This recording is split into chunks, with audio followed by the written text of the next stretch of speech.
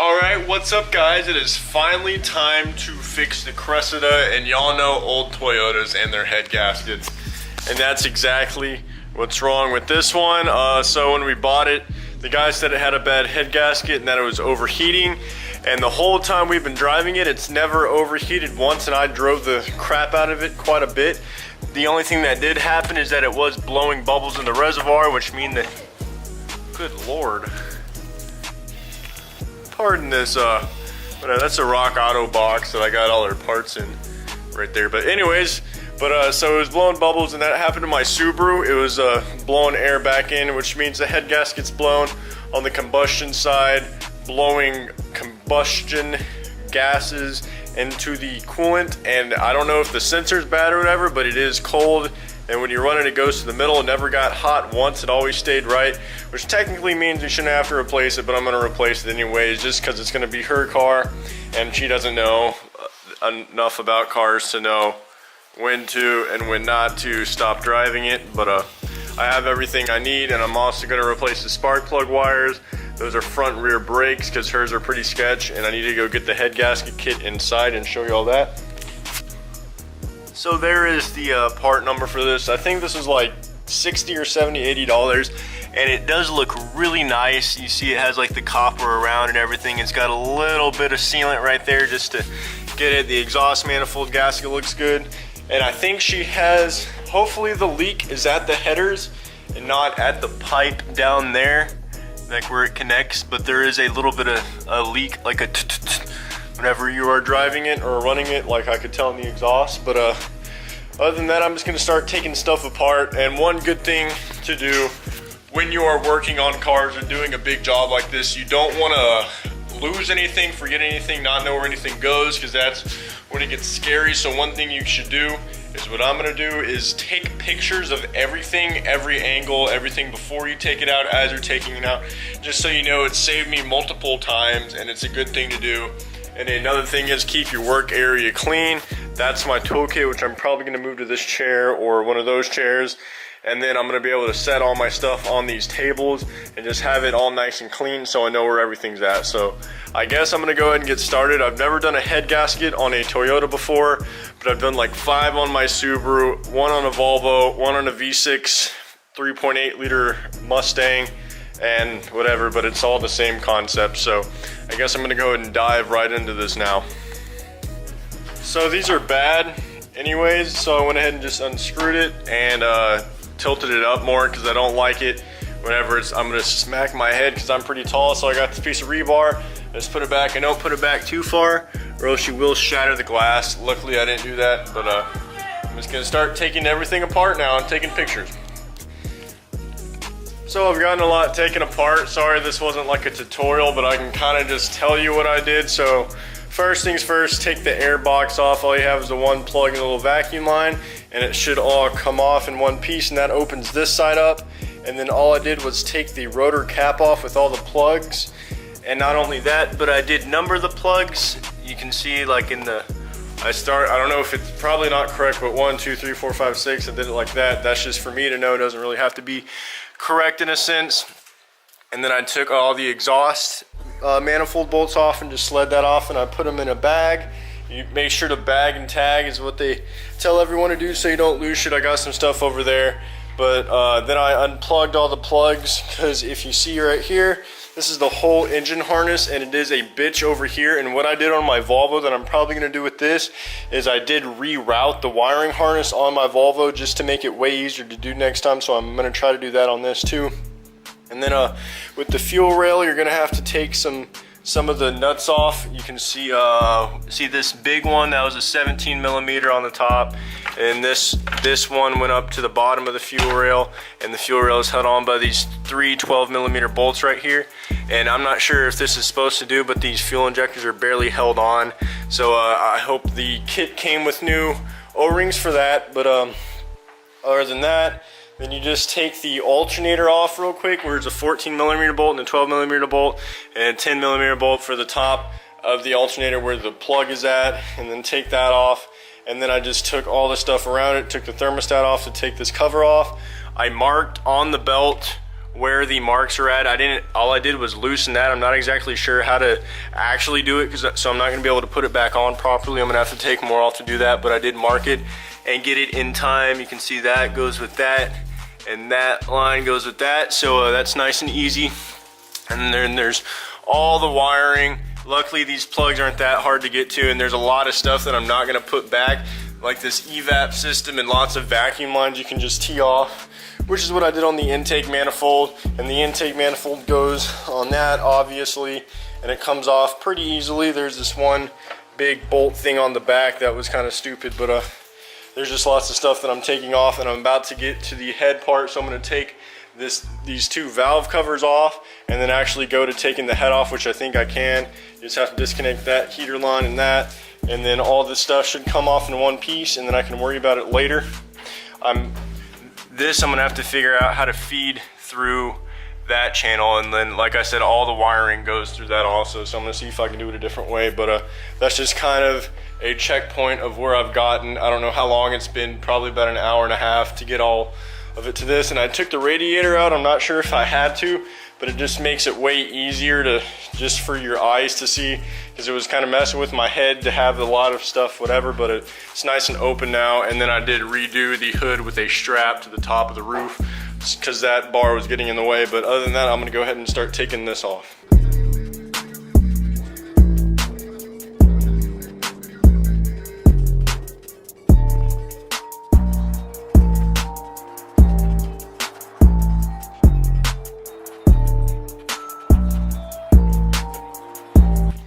2 hours and 15 minutes later, and the head is off. She had to help me lift it up a little bit because it's so awkward to reach over this far.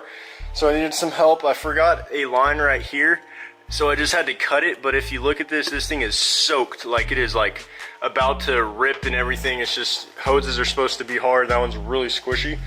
But if you see here at the head gasket, this almost looks like the same exact one I got, which it almost might be, but you can see closely here, that is bent, that is bent.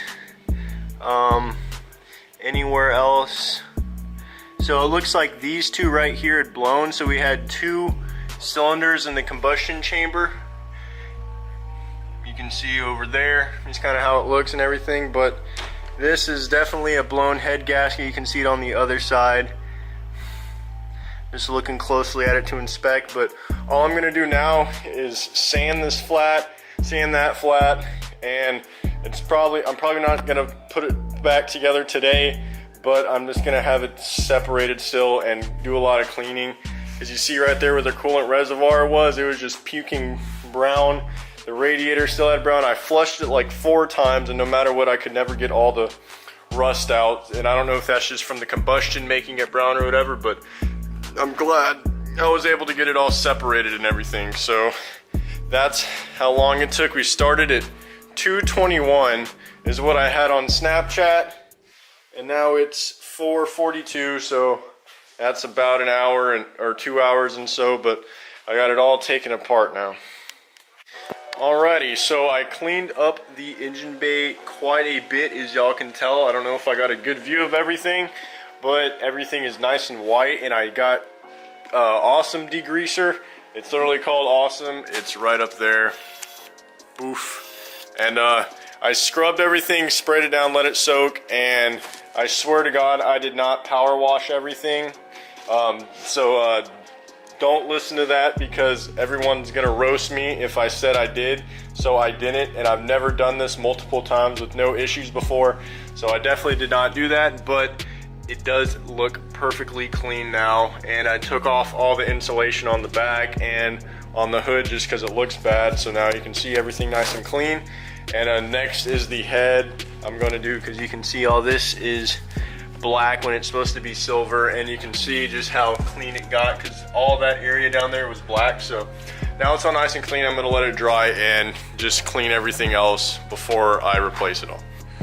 Alright, so it's day 2 of the head gasket replacement, and yesterday we cleaned the engine bay and everything, so here it is all nice and dry. All this was pitch black. The motor mount, that subframe, everything was black, and all that was brown from the coolant. So like so much better took off that, I think I said that yesterday, but what I just did is I'm gonna obviously do an EGR delete while I have everything off. So the EGR valve goes right there. So what I'm gonna do is make a plate and cover that up. And then we're also drenching this in some degreaser. I'm gonna get this all nice and clean. So that's what it is. I'm gonna go pick up some brake parts cleaner because that helps a lot with the tougher stains and everything. And in Texas right now, it is like 40 degrees out of nowhere. So it looks stupid wearing a beanie in my old work uniform because the work uniform onesie thing that I got, these coveralls are perfect. So that's what I'm wearing for this, but she's just drenching everything again, just lots of coats, trying to make everything as clean as possible. So that's what I'm doing right now. Alrighty, so I've been working on resurfacing it myself, and here is the other head. The head came out pretty nice. All I have, where is it at? I don't know where I set it, but I have a flat sander. It's really long, and it has 1500 grit, and I'm going at an angle like this, not that, or just that, at a diagonal angle to make sure it's flat.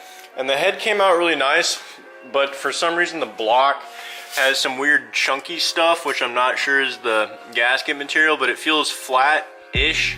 I'm kind of scared. I'm gonna keep going a little bit more, but other than that, I have the one intake manifold. I don't know what you call the intake tunnels, but it goes from the head and the intake manifold goes to this. But I got this all nice, cleaned and painted so it'll look way better. And I didn't really mask anything off because I have to I'm gonna resand it, there's still gasket material and everything, so don't really worry about that. But I'm gonna go ahead and get the gaskets and set it on the head and just do all that other stuff. So here's the EGR valve. Instead of trying to mock up my own, our own block off piece, this is the piece that goes to the block, and here's the valve and everything. So I'm gonna go ahead and do is just chop it right here and then just fill it with weld. This is what I did on my Subaru. I had a block that was, that had it on there and I wanted to delete it. So what I did is I welded this nut shut and the nut went into the block. So all I'm gonna do now is just cut it right here real quick.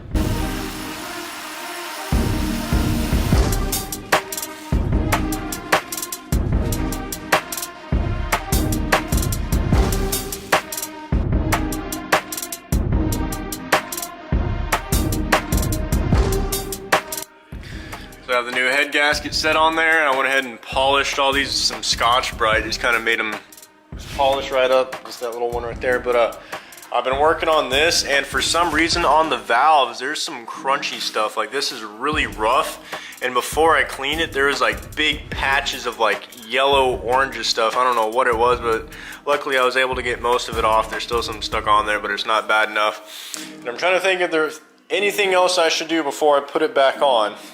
But I mean, this is as far away as I can get, or as taken apart as I can make this, and I think I finished everything. So I'm kind of scared. This is always the scariest part, starting to put stuff back together, but I can't think of anything else I have to do.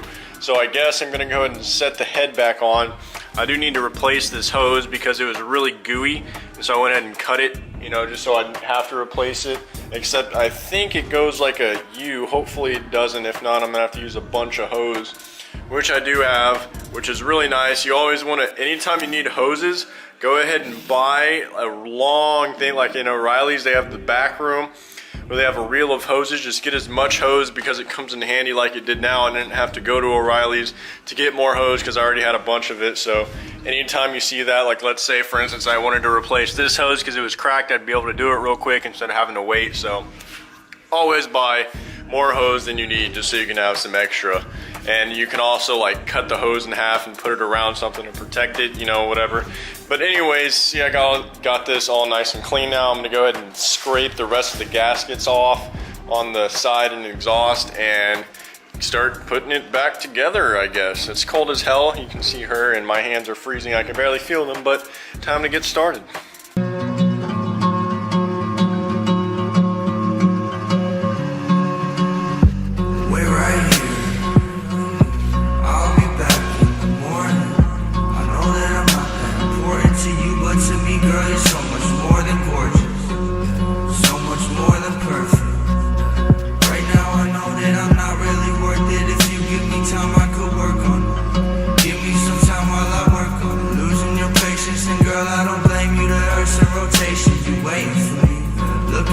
When I fuck on your waist, cause we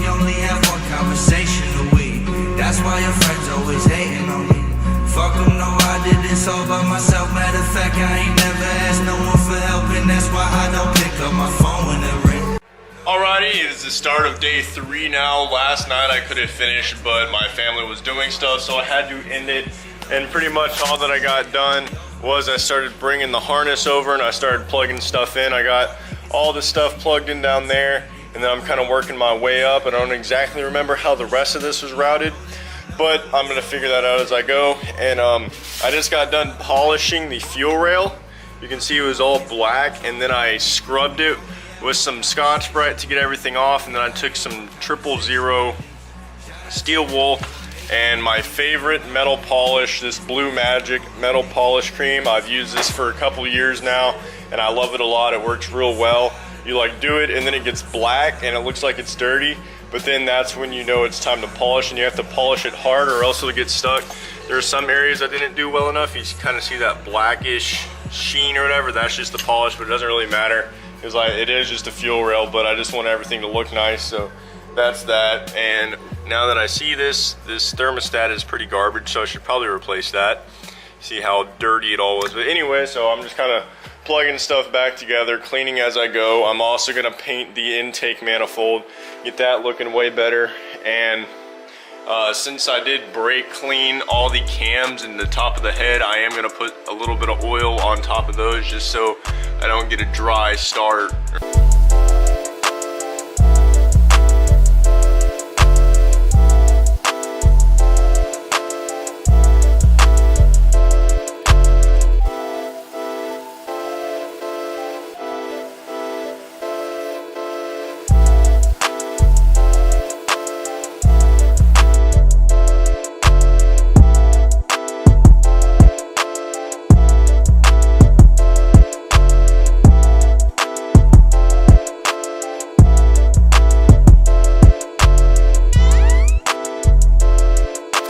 So I got the intake manifold on, and if you can see that little plate right there, that's the first part of the EGR valve that I made a block off plate for. And then right here is the second part. So literally all I did, you saw me, I just cut it and welded a hole in instead of making a plate. And I had to do it twice for both adapters. I didn't say that, but I ended up having to. So that one can cover the one on the head, and this one can cover the hole on the intake manifold. I thought I'd just show you that. I'm getting everything plugged up back together, and everything's going good. I know how to do everything now except for putting the timing belt back on, because in order to get it off, I literally just slid it off. Like, it took me like 2 minutes to just slide it slowly back and forth, but I'm not exactly sure how this works. It's a little different than the ones I've seen. This is actually laid out exactly like the Volvo was, with it down there and then one there and then the two, except there's only one on the Volvo, but I mean one cam gear, so I'm trying to figure out how to do that. I'm not sure if that spins or not, but if I could get that back together, then everything's easy flowing. And I don't know where this plugs into, which is unfortunate. There's a plug down there, a thing down there you can see, but there's no plug on it. But it does go to the block, so I'm kind of scared that I broke that off when I was cleaning it, but I'm not sure how important that is. I'll have to look that up too. But other than that, everything else is going smoothly, and I'm just kind of, I had an issue with the fuel lines. I had to bend some of them a little bit, but that one's on, and then that one back there, and then this one I just need to put on real quick. So everything's going well, good. Let's get back to work. So I got the timing belt back on. You can see mark. I'm going to try to explain this the best I can. I'm not sure how I'm going to, but in order to get it back on, I couldn't really find anything online on how to do it. And what I ended up doing is, see, this is the tensioner pulley. It moves side to side for tension. So what I did is I loosened it, and then I pulled on the belt from here as hard as I could, and then I tightened it back on, so that's why it's still loose right there. And I made sure everything was all lined up and everything still, and whenever I pulled it as tight as I could, I put that back on. And then I had this one lined up, because you can line one side up at a time, and then I had to turn this back ever so slightly. I don't think it's off. I think it's like right in the middle. You can see because it's not right there, whatever. I think once it gets tightened, it'll even out, but I literally just pulled it back on and slid it on with all the ridges, so everything's in time. I don't think that's the right way to do it, but I was kind of getting frustrated and it ended up working. So all I got to do now is loosen that, push the tensioner out, and then retighten it. And then you got to crank the motor over a few times to make sure it's still in time. So I'm gonna go ahead and do that right now. We are the music makers, and we are the dreamers of dreams.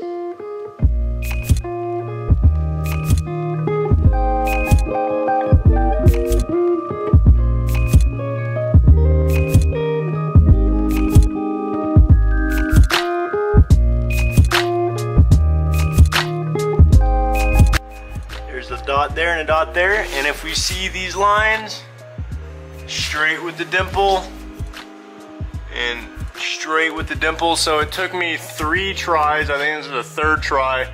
I finally got it. What I ended up having to do was so these are 17 apart, so there's 17 little nipples that hang down. So I was able to take that into account, luckily. The marks, I actually did mark it, but the marks are more down there because, you know, it's only on one part of the belt. But what I ended up doing is I lined this first mark up without this one on, and I have this loose.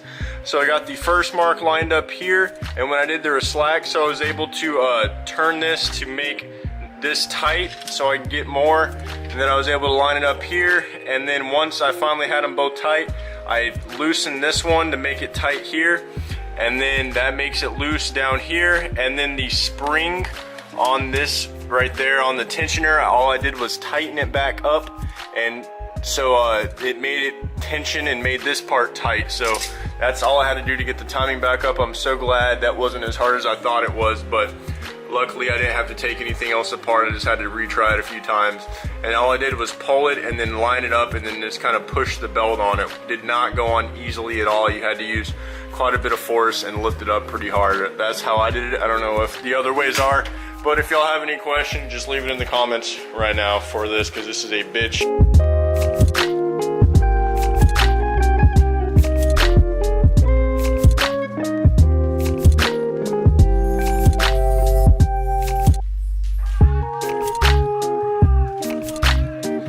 So one thing I like to do with thermostats is I've had this issue quite a few times, and actually one just recently, like 2 weeks ago. So, you know, thermostats, they control like flow to the radiator and everything with the spring.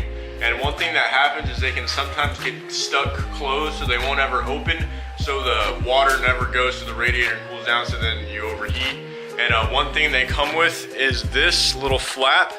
You see this lets just a little bit of water through, and sometimes they even drill holes, but if they have this flap, I like to just easily get some wire cutters like this and just cut it out real quick. So let me do this, or try to do this for y'all. You can see, just got it, and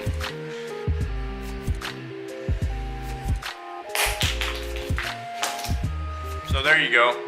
Now there's a free open hole for a little bit of water to go through, just so it doesn't completely overheat all the way. You can have just a little bit. It's a good tail to do, I don't know what to say, old mechanics, whatever, but go ahead and do this. And remember, the spring always goes into the block on any thermostat they make. So I'm gonna put this back together and show you all that.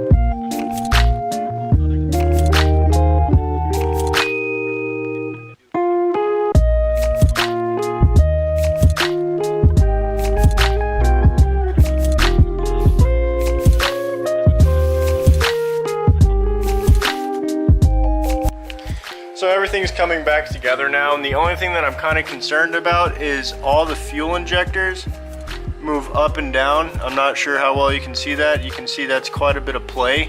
I mean, it stays in the little hole, but it didn't come with new O-rings in the set, but all 6 of them move, and I'm kind of scared about that. All that we have left to do is put the 2 valve covers back on, fill it with coolant, and put the intake system and everything back on. And so that's all we have left. But with that fuel injector thing scaring me, I'm thinking about cranking the engine like this. So I put some oil that's break-in oil. I just kind of poured it all over the cam just to have something there.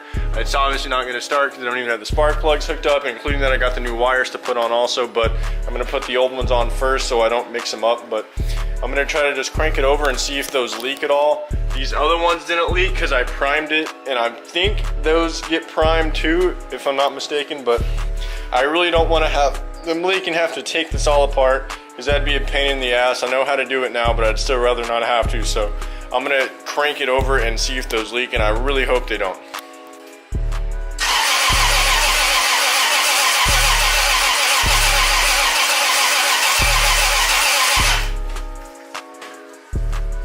So you see the fuel filter down there.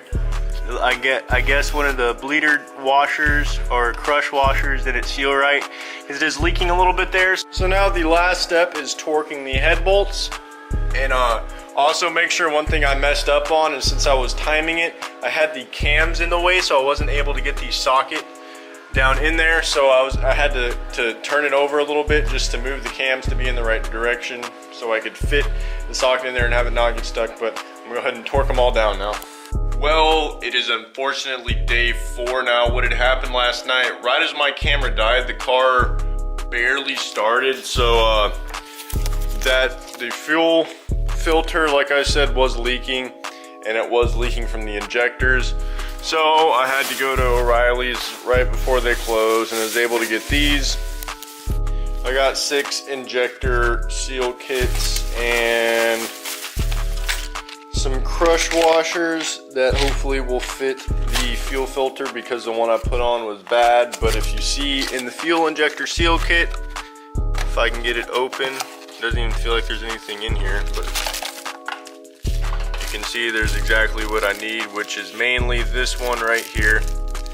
This is what goes on the injector that seals it into the head, and then there's the other seal right there that seals it into the rail. And that's what I need. So unfortunately I'm gonna have to take this apart, just the top of the intake manifold, which isn't a lot of work, and there's not a lot of, I cannot take a lot of stuff off and get away with it, but it is gonna be some extra work. If it was just the fuel filter, it wouldn't be that hard, but the fuel injectors are leaking too. And since those were leaking all over the floor, it smells like gasoline in here. So this is gonna be fun.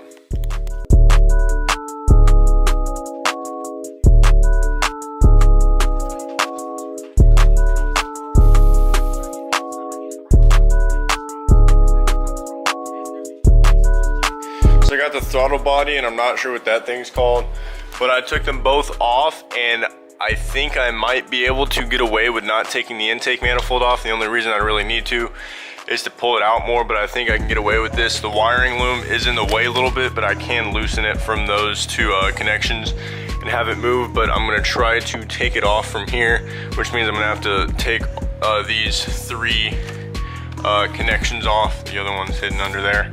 And then luckily I can pull it off, but hopefully there's a difference so they don't all move that much. That's why I went ahead and bought 6, but I'm gonna work and start doing that.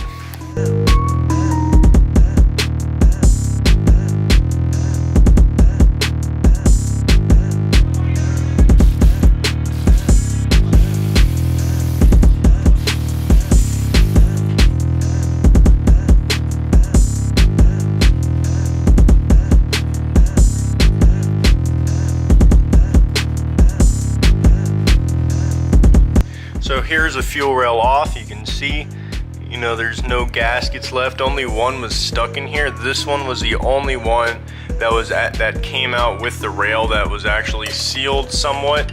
But if you can see, there's even a gasket right there that wasn't even on.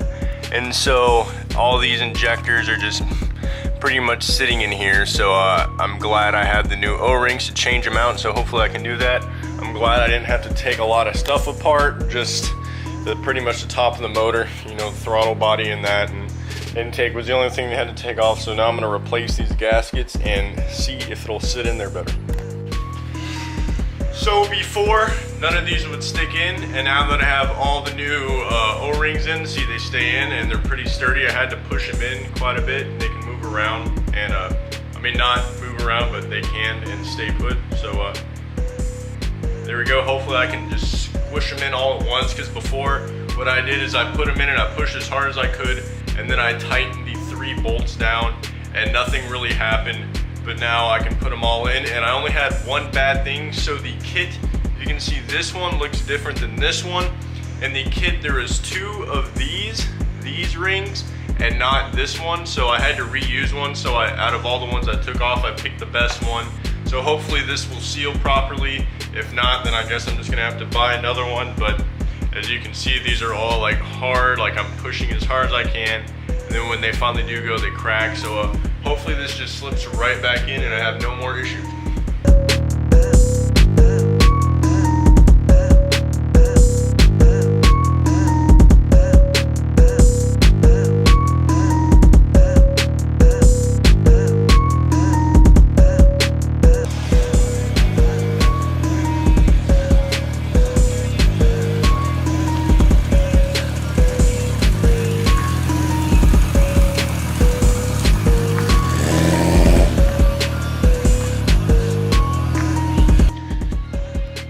So I have the water barely coming out of the hose to slowly fill it up. That way I can see if it's dripping from anywhere, because if I were to just full on whatever, it'd just splash everywhere. I want to be able to accurately see if it's dripping, and so far so good.